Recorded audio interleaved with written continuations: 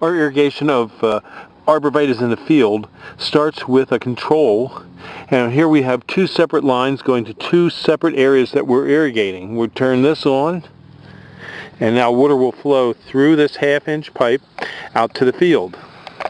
This is a field of arborvitaes that we just recently planted in the middle of the summer. It's July 20th. These were planted about 3 days ago. It's a very dry part of the summer, but it's easy to grow these arborvitaes if you can water them.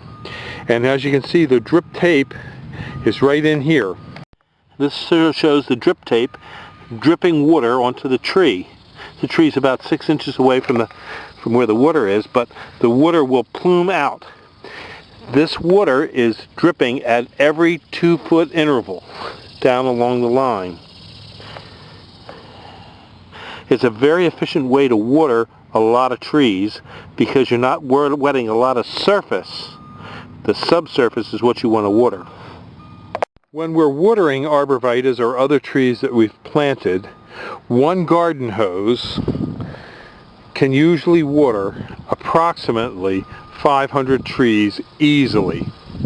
Now if we have more areas to water and we set up more garden hoses to more areas and then more drip tape, the pressure will drop, and as the pressure drops, you don't get as uniform a distribution of water over long periods. This particular field is about 150 yards long, and there's over 500 arborvitaes in it.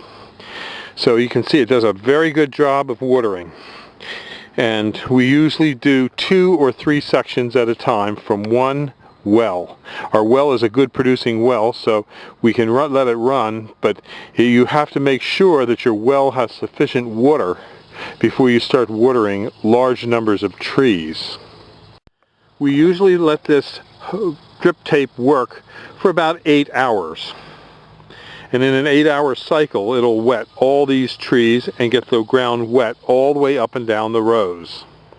If we see places where the tape is broken, like over here you can see there's a small break, then we'll go back and we'll put a union in that spot and reconnect it.